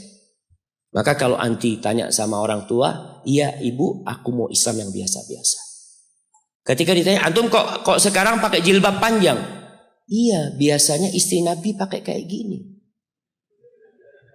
Iya, sampaikan biasa, ini enggak aneh bu, ini biasa. Kalau bicara kebanyakan manusia jamaah, Allahu Akbar. Di beberapa tempat itu, terus terang jamaah, di beberapa kampung yang aneh itu sedih. Sampai pernah satu teman berangkat ke ustadz yang ada di sana. Ada pesantren dekat sungai. Itu jamaah masyarakat kampung kalau mandi di sungai telanjang. Biasa. Mau ikut Islam yang biasa kayak gitu. Itu datang teman ini ke ustadznya. Ustadz, bukankah ini sesuatu yang dibenci sama Allah? Ustadznya tahulah ilmunya. Atau iya, memang nggak boleh sebenarnya. Tapi ya gimana, udah biasa orang-orang kayak gitu. Oh, kalau biasa dibiarkan. Itu yang terjadi, rusak agama Allah ini akhirnya jamaah. Barakallahu fikum. Dan anti hafal, anti tetap berbakti sama orang tua. Mohon maaf sama orang tua. Orang tua benci nggak apa-apa. Yang penting Allah ridho. Yang penting Allah ridho. Kalau urusan agama kan tadi nggak boleh kita taat sama orang tua dalam kemaksiatan. Ustadz, saya memiliki orang tua yang sudah broken home. Dan ibu saya seorang mu'allaf. Tetapi sekarang murtad. Bagaimana cara saya mendakwain beliau untuk kembali ke agama Islam? Wallahi jamaah, kita tahu diperbolehkan menikah dengan wanita ahlul kitab. Walaupun dia nggak masuk Islam. Tapi kewajiban suami tatkala itu besar. Dia punya kewajiban mendakwain Islam kepada istrinya, menjaga anak-anaknya juga. Dan ada orang-orang yang masuk Islam hanya karena menikah. Artinya dia itu nggak yakin Islam sebagai agama yang benar. Sehingga tatkala dia cerai, akhirnya kembali kepada agamanya. Dan na'udzubillah, hati-hati dengan media. Ana baca media, ada banyak yang merusak hati. Ada fulana murtad. Kemudian dia bangga menjadi seorang murtad. Na'udzubillah min dzalik. Dan ini media banyak setan. Ingin menampilkan yang buruk menjadi indah. Yang dusta menjadi jujur. Itu media. Maka sekarang tugas antum ketika ibu antum murtad, antum harus tetap berbakti. Caranya gimana? Wasahibhuma. Ingat, sahibhuma. Di sini antum harus dekat sama ibu. Harus menemani ibu. Soalnya kalau jarang-jarang ketemu ibu, susah. Tapi kalau bisa tinggal dekat sama ibu. Tiap hari ketemu sama ibunya. Tunjukkan keindahan Islam. Sampaikan kepada ibunya tentang agama Allah ini. Abu Hurairah itu punya ibu yang Nasrani. Ibunya Abu Hurairah Nasrani. Ikut hijrah ke Madinah. Hidup bersama Abu Hurairah. Itu subhanallah, di rumah kelakuan ibunya na'udzubillah min dzalik. Suka mencaci Nabi Muhammad SAW. Tapi Abu Hurairah dengan akhlaknya dia terus berbuat baik. Disakiti sama ibunya. Dia datang kepada Nabi SAW. Nabi berpesan tetap berbakti sama ibumu. Sampai suatu hari dia mendengarkan kata-kata yang buruk dari ibunya. Nggak tahan Abu Hurairah ini. Kata-kata buruk mencela Nabi Muhammad SAW. Abu Hurairah keluar dari rumah. Dia datang menjumpai Nabi SAW. Ya Rasulullah. Ud'ullaha li ummi Abi Hurairah. Wahai Rasul. Doakan buat ibunya Abu Hurairah. Nabi angkat tangan mengatakan. Allahumma hdi umma Abi Hurairah. Allahumma hdi umma Abi Hurairah. Allahumma hdi umma Abi Hurairah. Ya Allah, berikan hidayah kepada ibunya Abu Hurairah. Abu Hurairah pulang. Ketika dia ketuk pintu mau masuk rumah, kata ibunya, "Ala rislik, tunggu dulu." Tunggu dulu kok. Ibunya lagi mandi. Selesai mandi, dibukakan oleh ibunya. Abu Hurairah masuk. Ibunya mengatakan, "Asyhadu an la ilaha illallah wa asyhadu anna Muhammad Rasulullah." Antum melihat bagaimana dahsyatnya doa. Hanya jarak berapa menit antara Abu Hurairah pergi dalam kondisi ibu yang mencaci maki, Rasulullah SAW balik sudah masuk Islam. Maka antum berbakti dan antum terus berdoa. Semoga Allah memberikan hidayah kepada ibu anak.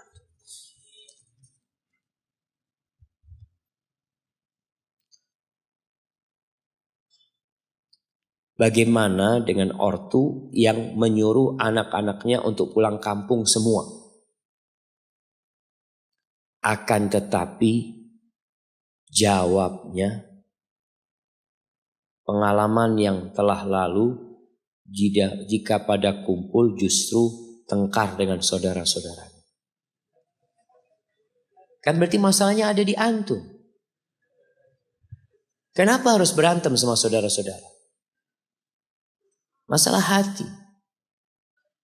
Jadi pulang kampung bukan berarti tinggal satu rumah semua sama satu saudara. Karena memang kadang-kala di kampung itu jamaah kan satu rumah ada 3 keluarga, ada 4 keluarga ya. Sehingga ya gesekan itu lebih mudah. Maka jangan satu rumah. Kita contoh Rasul SAW. Nabi itu tidak satu rumah sama putrinya Fatimah. Gak satu rumah sama putrinya Zainab.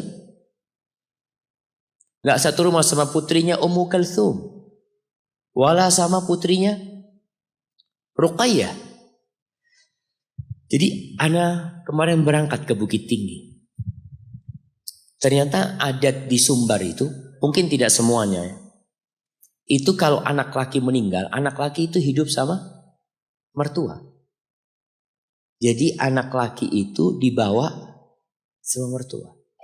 Sampai anak tanya kamu, apa beberapa yang di situ? Antum bisa nggak ngusir istri antum kalau marah? Ya nggak bisa, Ustaz. Tinggal di rumah istri, gimana mau ngusir istri? Nggak ada, di sana nggak ada ngusir istri. Yang ada kalau suami marah, suami kabur karena rumahnya istri, rumahnya mertua, dia seperti itu. Itu tradisi yang ada di sana. Kok bisa ke sana, jamaah? Apa pertanyaannya tadi? Mana jadi? Oh, astagfirullahaladzim, afwan. Dia yang kalau pulang kampung jadi berantem. Jadi berantem di sana, cekcok macam-macam. Maka berusahalah untuk rumah masing-masing. Yang berdekatan, bertetanggaan tapi masing-masing. Ana pernah dikasih nasihat sama abah ana sendiri, Syafiq. Kalau Syafiq nanti nikah, usahakan gak satu rumah sama ibunya.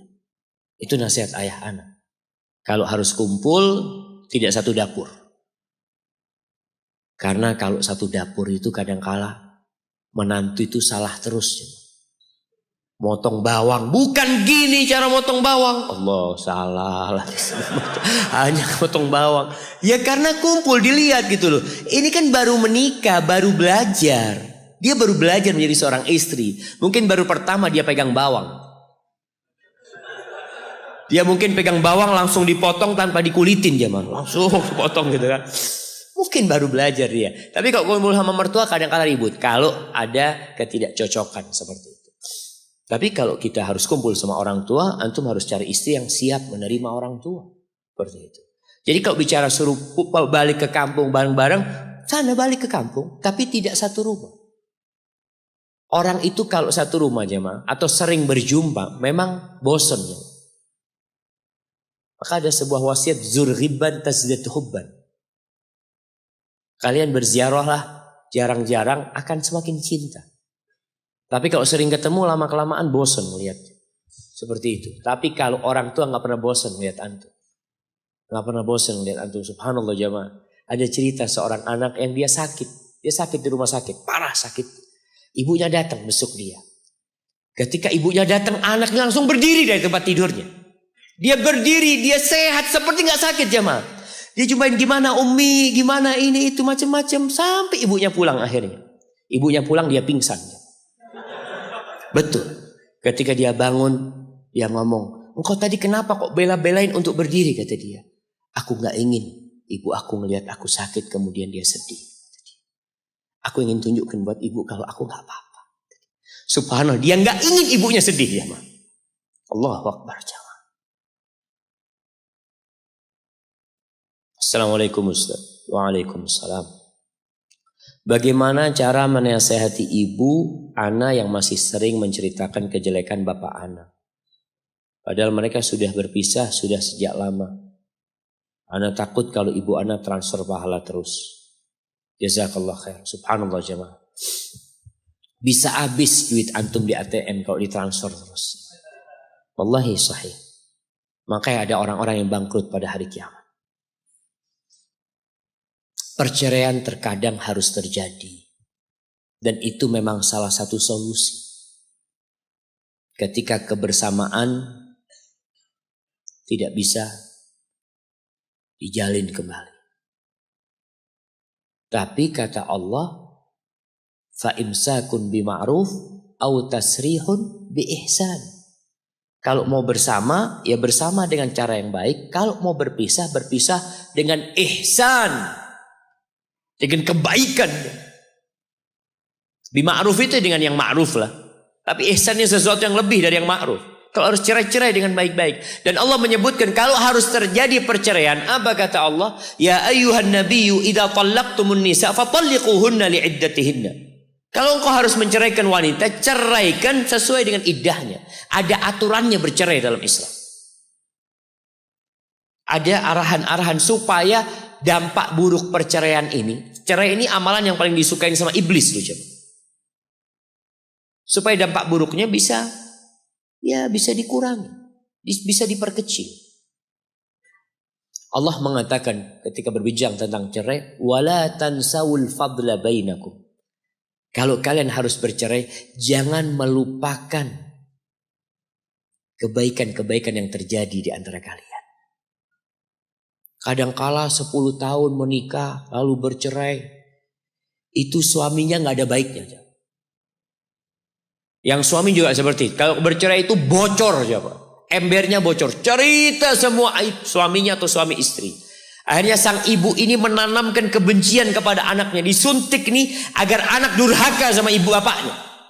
Kalau anak ikut sama bapaknya, sang bapak menjelek-jelekkan ibunya supaya anak durhaka sama ibu. Ibumu itu pelacur, ibumu itu na'udzubillah. Jangan, ada kebaikan yang terjadi. Sama orang Islam biasa aja, teman kita, saudara kita nggak boleh membuka aibnya. Bagaimana dengan aib orang lain? Maka antum berusaha untuk menyampaikan kepada ibu antum. Ibu, sudahlah yang sudah ibu. Mudah-mudahan bapak dapat ganti yang lebih baik, ibu dapat ganti yang lebih baik. Selesai sudah. Kemudian jamaah,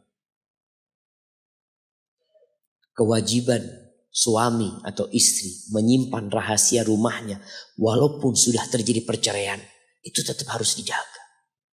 Pernah ada seorang dari kalangan salaf, dari alim ulama mereka, dia menceraikan istrinya. Ada desas-desus omongan gak enak, dia mau menceraikan istrinya. Datang sahibnya, kenapa anak dengar antum mau nyeraikan istri antum? Ada apa sama istri antum?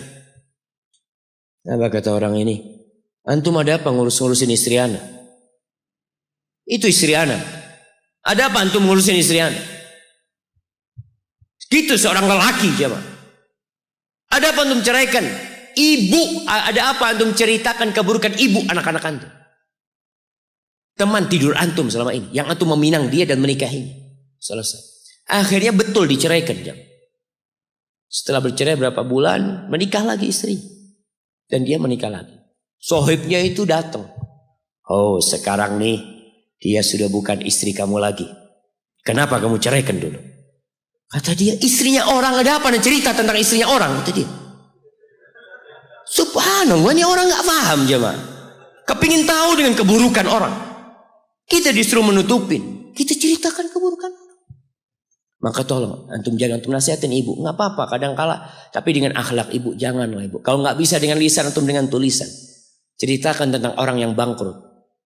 Yang kalau katakan ibu, kalau ibu benci sama bapak, jangan kirim pahala sama bapak. Benci sudah sama bapak. Simpan kebencian itu. Kalau ibu benci sama bapak, kemudian kirim pahala, ini nggak matching ya, Pak.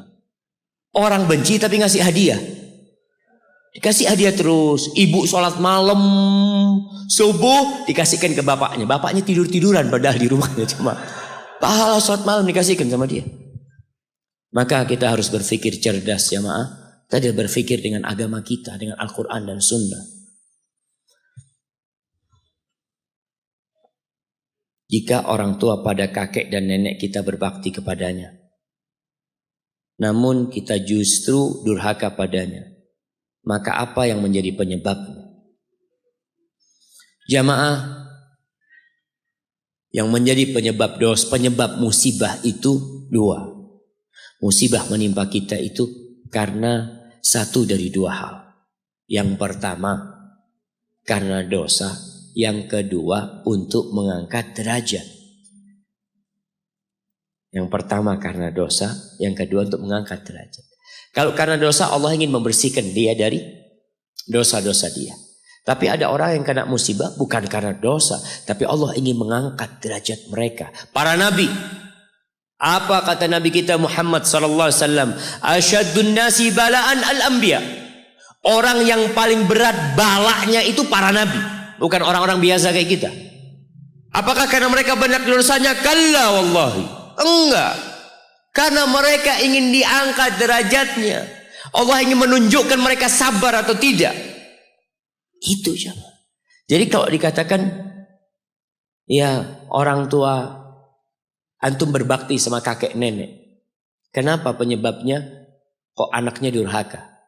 Wallahu a'lam. Antum mungkin nggak tahu, mungkin dulu waktu muda bapak antum durhaka. Mungkin. Sekarang kan antum masih muda, punya anak-anak durhaka mungkin. Wallahu a'lam. Bisa jadi karena dosa, bisa jadi karena Allah ingin mengangkat derajat orang tua antum. Dilihat kesabarannya. Antum melihat bagaimana kesabaran Nabi Yakub alaihissalam jamaah. Kira-kira Nabi Yakub berbakti nggak sama bapaknya Ishak? Berbakti. Pastilah jamaah, dia Nabi. Berbakti sama bapaknya. Tapi punya anak yang durhaka. Sampai Nabi Yusuf kemudian dibuang sama kakak-kakaknya. Apa penyebabnya? Ingin diangkat derajat. Maka antum husnudzon sama Allah. Dan kita ini kalau sama orang lain harus husnudzon. Kalau ngelihat orang lain sakit ya, orang lain hidupnya susah, aduh koyo ya ketuson nih, astagfirullahaladzim. Jangan antum. Antum harus husnudzon sama orang itu. Apalagi kelihatan orangnya baik. Tapi kalau antum melihat diri antum dapat musibah, dapat kesulitan, kayaknya mau diangkat derajatnya, nah, masya Allah. Astagfirullah. Sama orang lain suudzon, sama diri sendiri husnul. Seharusnya antum suudzon sama diri sendiri. Jamaah, kayaknya ini yang terakhir jamaah. Terakhir ya. Terus capek Ustaz. Soalnya makannya selesai kajian. Kalau sebelum kajian bisa kuat kajiannya.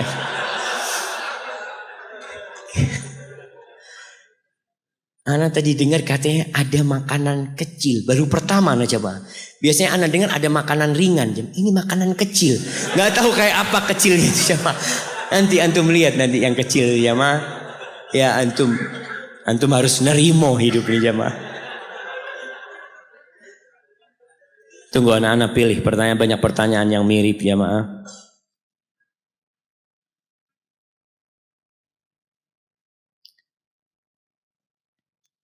Naam. Assalamualaikum warahmatullahi wabarakatuh. Waalaikumsalam warahmatullahi wabarakatuh. Barakallahu fiik Ustaz. Wa fiik wa barak Ustaz. Afwan, saya mau bertanya Ustaz. Saya punya 4 orang tua. 2 orang tua kandung ana sendiri. Dan 2 lagi orang tua yang mengasuh ana sampai dewasa sejak ana kecil. Bagaimana cara bertobat dari dosa kepada orang tua ana yang mengasuh ana sejak kecil sampai dewasa? Tapi beliau sudah meninggal apa sudah meninggal? Di saat ana masih alia kelas 2. Dan di saat itu ana masih sering buat mereka nangis karena akhlak ana yang sangat buruk. Dan setelah ana dapat hidayah, sekarang ana hanya menangis saja mengingat itu semua. Dan sekarang orang tua kandung ana masih hidup. Ketika mengingat dan mendengar ceramah Ustadz di YouTube, ditambah sekarang ana jadi rindu sama mereka. Ana ingin bertemu mereka. Tapi sekarang saya masih kuliah di Malang. Sedangkan orang tua ana di timur yang jauh di sana. Bagaimana cara ana berbakti kepada mereka yang jauh di sana dan yang udah meninggal? Subhanallah jamaah. Kita itu berbakti sama orang tua bukan pura-pura berbakti. Artinya kebaktian yang pura-pura itu kalau ada orangnya kita baik. Gak ada orangnya kita buruk. Tapi dalam Islam tidak. Mau ada orangnya, gak ada orang tuanya, gak ada orangnya. Kita tetap berbakti. Cuma bagaimana kebaktian kita? Kalau tadi buat orang tua asuh. Dia punya orang tua asuh. Maka ketahuilah bahwa Nabi SAW mengatakan man sana'a ilaikum ma'rufan fakafi'uh. Barang siapa yang berbuat baik kepada kalian, hendaklah kalian membalasnya. Balas kebaikan orang yang berbuat baik kepada kita. Kita punya kewajiban membalasnya. Kalau kalian nggak punya sesuatu yang bisa membalasnya, maka katakan jazakallah khairan. Sekarang orang tua asuh antum sudah meninggal dunia. Maka tugas antum adalah banyak mendoakan. Banyak mendoakan. Kalau antum dekat kuburannya, antum ziarah ke kuburnya. Itu orang yang kita kenal di dunia jamaah. Kalau kita ziarah ke kuburannya, Dalam sebuah hadis yang disahihkan oleh Syekh Albani rahimahullahu taala, orang itu akan kenal sama kita. Kita kalau datang menziarahi kuburan ayah kita, bukan ayah kita, siapa saja yang kita kenal di dunia, lalu kita datang mengatakan assalamualaikum warahmatullahi wabarakatuh, dia akan tahu kita berkunjung. Itu alam gaib yang hanya Allah yang tahu. Antum kunjungin kuburannya dan antum doakan orang tua asuh antum. Dan terus antum menjalin hubungan baik dengan orang-orang yang dicintain sama orang tua asuh antum. Supaya mereka mengenal kebaikan orang tua antum dan mendoakannya juga. Antum punya sedikit kelebihan rizki, antum mau bersedekah buat orang tua asuh antum, buat siapapun boleh kita coba. Buat orang yang meninggal dunia. Karena Sa'ad bin Ubadah kalau nggak salah pernah bertanya kepada Nabi SAW, ya Rasulullah, inna ummin falatat walam tuzi, ibuku mati belum sempat berwasiat. Afayanfa'uha idza tasaddaqtu anha, kira-kira bermanfaat enggak kalau aku sedekah buat dia? Tasaddaq anha. Oh, silahkan sedekah buat dia. Maka antum berbakti kepada orang tua asuh dengan senantiasa mendoakan, berbuat baik kepada kerabatnya, kepada keluarganya, kepada orang-orang yang dia cintai. Adapun orang tua kandung antum yang jauh, maka antum tetap wajib berbakti dengan segala keterbatasan. Yang pertama, antum minta keridhaannya, antum berada di Malang ini, kuliah di sini. Antum telepon, kalau punya rizki liburan kumpulin duit. Ustaz, ana nggak punya duit Ustaz. Antum puasa sunnah. Puasa sunnah, sisa duitnya nggak antum makan, antum kumpulin.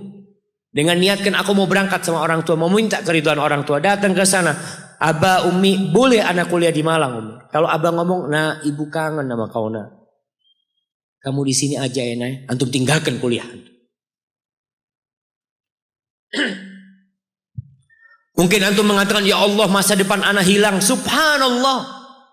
Masa depan antum ada di situ.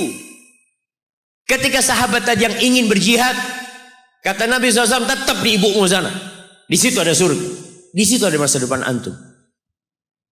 Wallahi jamaah, kuliah itu tidak menentukan antum jadi orang sukses. Ana tadi malam bertemu dengan orang, Masya Allah, yang rumahnya itu nggak tahu 1 hektar mungkin. Ana lihat, ya Allah rumahnya kayak gini. Dia tokoh Muhammadiyah, Masya Allah. Yang dia punya wakaf buat Muhammadiyah. Anaknya cerita, Allah Ustaz, Abah itu Ustaz, banyak sekali. Sudah meninggal dunia.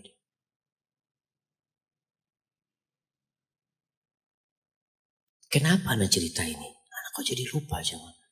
Astagfirullah. Kalau orang lapar ini kayak gini jangan. Jadi sudah wis. Subhanallah. Anak izin minum dulu jangan.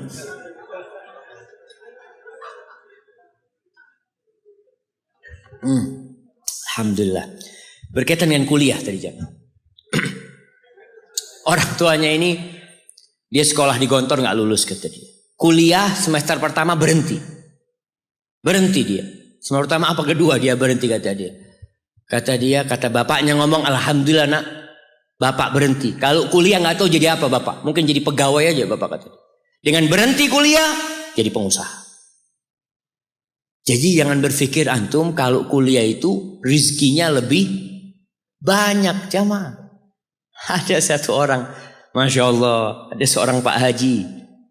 Dia itu baca tulis nggak bisa.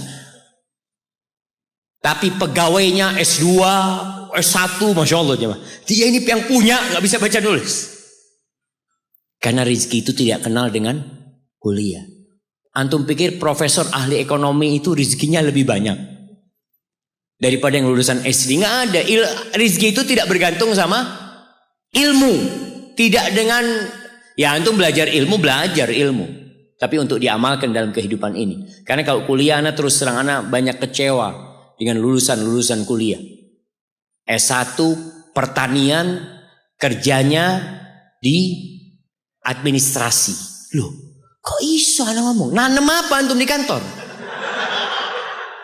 Antum bisa lihat negeri kita ini jamaah pertanian, Masya Allah kalah sama Thailand. Padahal ada IPB. IPB itu dulu diplesetkan. Karena kebanyakan lulusan IPB itu kerja di bank. Institut Perbankan Bogor. Sampai diplesetkan seperti itu. Karena orang nggak mau ke sawah. Orang nggak mau menanam jamaah. Maka kalau bicara kuliah, lihat antum kuliah. Antum bener nggak? Kuliah ini memang ilmu yang antum pelajarin akan antum praktekkan dalam kehidupan antum. Kalau ternyata enggak Ustaz, cuma butuh ijazahnya Ustaz. Karena daftar kerja harus pakai ijazah. Jadi ilmunya nggak ada gunanya. Karena memang dia dari awal cuma mau dapat ijazah. Maka tolong tadi antum kalau orang tua ngomong antum pulang kampung nak. Antum mungkin berpikir ya Allah kerja apa di kampung ya. Wallahi bisa jadi antum dengan berhenti kuliah antum jadi pengusaha yang akan lebih sukses daripada teman antum. Nanti antum ketemu sama sohib antum yang doktor, antum lulus kuliah ndak dilihat sohib antum masih pakai motor, antum sudah pakai Mercy. Masya Allah. Wallah kalau rizki tadi yang sampaikan jangan takut. Kalau antum berbakti sama ibu antum, bapak antum, salah satu janji Allah rizkinya dilancarkan, umurnya ditambahin. Kalau ibu antum mengatakan nggak boleh nak silahkan kau kuliah, ya sudah antum kuliah tapi sering telepon sama orang tuanya. Tanya sama orang tuanya, jangan pelit-pelit. Banyak kan anak kuliah ini kapan SMS orang tuanya? Kapan akhir bulan? Ayah fulusnya sudah tipis. Allahu Akbar. Jangan, antum nggak bisa ayah fulus jangan dikirim. Ana yang kirim fulus. Masya Allah. Itu yang diinginkan orang tua jamaah. Baik, itu yang bisa Anda sampaikan. Masih banyak pertanyaan yang belum bisa dijawab. Apabila yang Anda sampaikan benar itu dari Allah Jalla Jalaluh. Kalau ada yang salah dan kurang berkenan itu dari diri Anda pribadi, Allah dan Rasulnya terbebaskan dari kesalahan itu. Subhanakallahumma bihamdika asyhadu an la ilaha illa anta astaghfiruka wa atubu ilaik. Anda serahkan kepada takmir masjid sebagai pembawa acara. Wassalamualaikum warahmatullahi wabarakatuh.